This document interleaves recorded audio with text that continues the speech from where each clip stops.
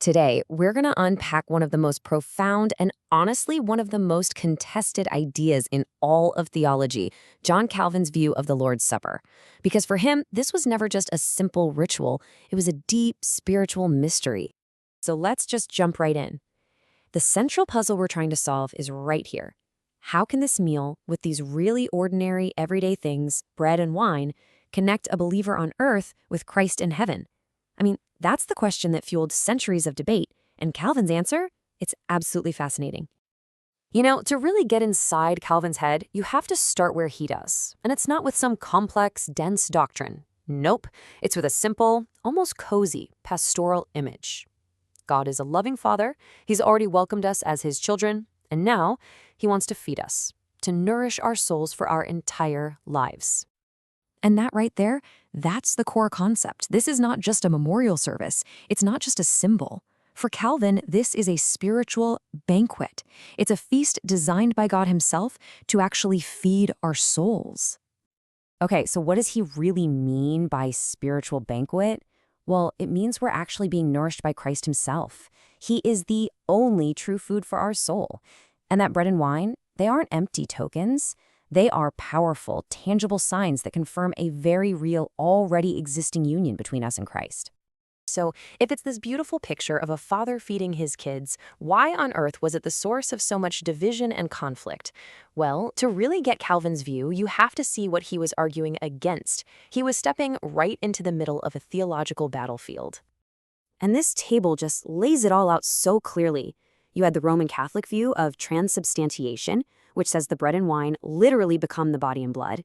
Then you had the Lutheran view, which says Christ's body is physically present in, with, and under the elements. But Calvin, he lands somewhere totally different. He argues for a spiritual presence, where the believer is lifted up to heaven to commune with Christ. So why did he object so strongly to the other views? It really came down to two major concerns. First, he felt that trying to bind Christ's physical body to a piece of bread on earth, well, it diminished his glory in heaven. And second, he argued that Christ took on a real human body, and a real human body can't be in thousands of churches all at once. It has to be in one place, seated in glory at the Father's right hand.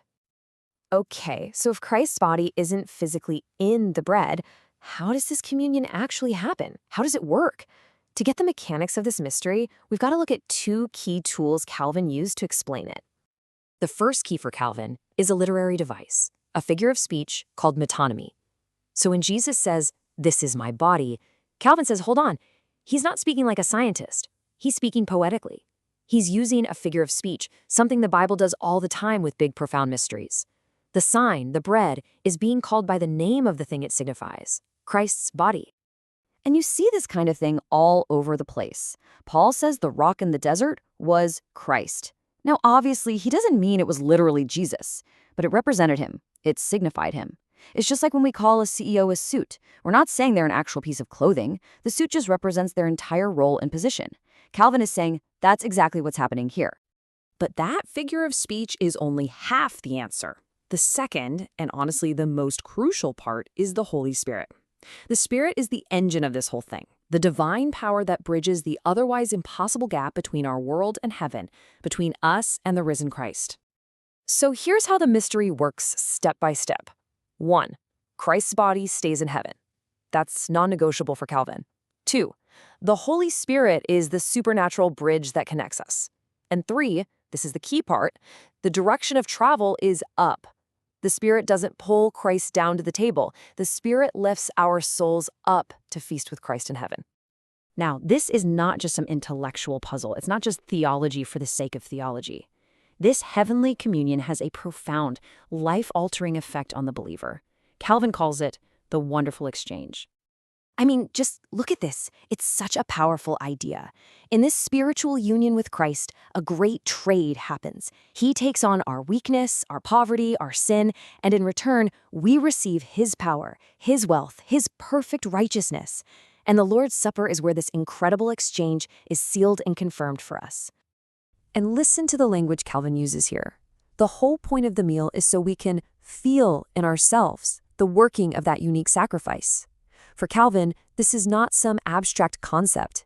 It's a living, breathing, felt experience of the power of Christ's death and resurrection in your own soul. I absolutely love this quote. Because even Calvin, one of the most brilliant systematic thinkers in all of history, basically throws his hands up and admits the limits of his own mind. He's saying, look, I can try to explain this mystery all day long, but at the end of the day, it's something I experience more than I could ever fully understand. So what's the big takeaway from all this? What's the point? Well, it's actually deeply practical. Experiencing this incredible, intimate union with Christ is meant to overflow into our lives.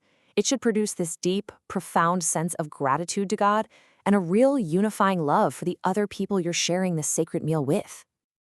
All right, let's bring this all home. What's the final picture that Calvin leaves us with? It's really beautiful. It's a taste of heaven right here on earth. And this right here? This is the heart of it all. For Calvin, when you come to the communion table, something miraculous happens. Faith gives you new eyes. You're no longer just sitting in a church building. You are spiritually transported across time and space to the very gates of paradise. You are actually truly tasting the sweetness of your salvation. And that is the profound mystery of Calvin's spiritual banquet.